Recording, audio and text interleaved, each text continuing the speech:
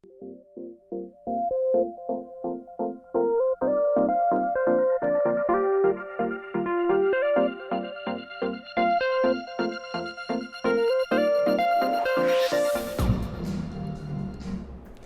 agradecer la presencia del licenciado Richard Gómez, contador público autorizado, abogado, experto en auditoría forense, experto en impuestos y en muchas áreas.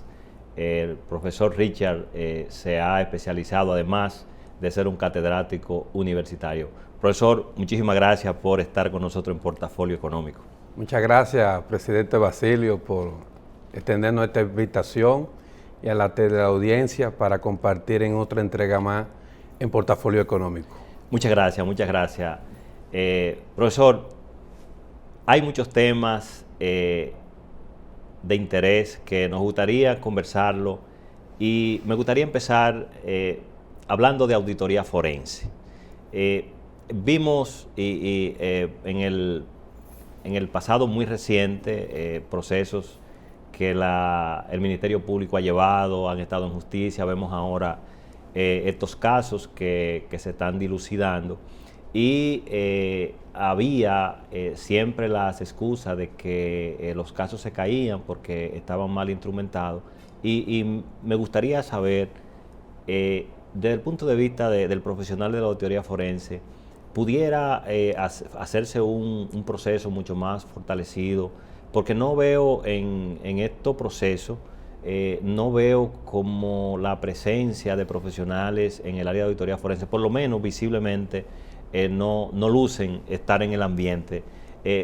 ¿Cómo pudiéramos nosotros tener un proceso mucho más robusto, que al final puedan concluir con un resultado quizá que la población pueda valorar mejor desde el punto de vista, por supuesto, de la auditoría forense? Sí, muchas gracias, presidente Basilio.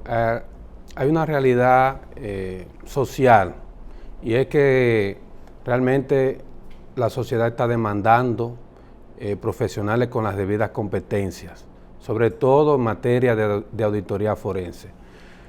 Sí, se han caído bastantes casos, y es que realmente existe en la República Dominicana poca expertise de profesionales formados en esa materia. Sin embargo, el Instituto de Contadores Públicos Autorizados, nuestro órgano rector, ha dado pasos importantes para hacer ese aporte a la sociedad dominicana. Y hoy podemos contar con un grupo de hombres y mujeres comprometidos con los esquemas de investigación en esa materia. ¿Cuáles son los atributos que acompañarían a un profesional de la auditoría forense, en resumen? Bueno, primero tiene que estar debidamente acreditado, tiene que ser una persona formada, una formación puntual en la materia y acompañarlo de la experiencia. O sea, no basta necesariamente que el auditor forense tenga una certificación, sino que tiene que tener una combinación. Un auditor forense debe de saber de impuestos, debe tener conocimiento del Código Penal, del Código Civil, del derecho administrativo, de las ciencias de la investigación, para que pueda tener conocimiento de lo que son los esquemas fácticos, de los esquemas de las ciencias formales. Es un conocimiento integral. ¿Para qué? Para que entonces él pueda entender las necesidades de los operarios jurídicos, como son los jueces, los abogados, los fiscales y el público en general también. ¿Significa entonces que el auditor forense se convierte en un auxiliar del proceso? Claro, es un auxiliar. ¿Por qué? Porque es que la auditoría forense es una ciencia auxiliar de la investigación penal, de entrada, y se acompaña también como una subespecialidad de la auditoría como tal. Profesor, yo lo he escuchado en algunas veces hablar del sesgo cognitivo. ¿Usted pudiera como explicarme un poco, porque no logro como digerirlo? Claro, sí. Lo que pasa es que la auditoría forense, como ciencia auxiliar de la investigación penal, y su especialización de la auditoría, procura apoyarse en dos tipos de investigaciones. Una es la investigación que está enfocada en las ciencias formales o ciencias experimentales, como son la química, la biología, donde la recolección de evidencia se va a sustentar en los 7 pasos de la investigación científica. Entiéndase, si existe un problema, debe haber una hipótesis, deben hacerse ejercicios de comprobación, ver los resultados de la comprobación y entonces llegar a una conclusión puntual. Y eso lo toma en cuenta un tribunal a la hora de evaluar y ponderar las evidencias o las pruebas correspondientes. En el caso de la investigación fáctica, que es otro esquema de investigación donde la auditoría forense descansa, la investigación fática o conocimiento especializado. En esta vemos 2 ramas importantes. Está la rama de la historia y las ciencias naturales. Entonces, dentro de esta rama encontramos, por ejemplo, el derecho como un elemento de la ciencia fáctica, encontramos la contabilidad, encontramos la auditoría financiera, la auditoría forense, la auditoría interna, el peritaje. Entonces, ¿qué se logra? A través de la investigación, tanto que provee las ciencias fácticas como las ciencias normales, lograr alcanzar la verdad material de los hechos que son de indicios fraudulentos, de corrupción o de lavado. Ahora, muchas veces vemos en el caso de la ciencia fáctica que existen cierto grado de subjetividad. Entonces, ante esa situación se enfatiza de que el auditor forense debe de ser más completo, más exhaustivo, para que ese grado de subjetividad, que es lo que origina el sesgo cognitivo, desaparezca o disminuya la más mínima impresión. Y esto permita que el operario jurídico pueda contar con expedientes que cumplan con la verdad material, que es lo que quiere el juez a la hora de tomar una decisión.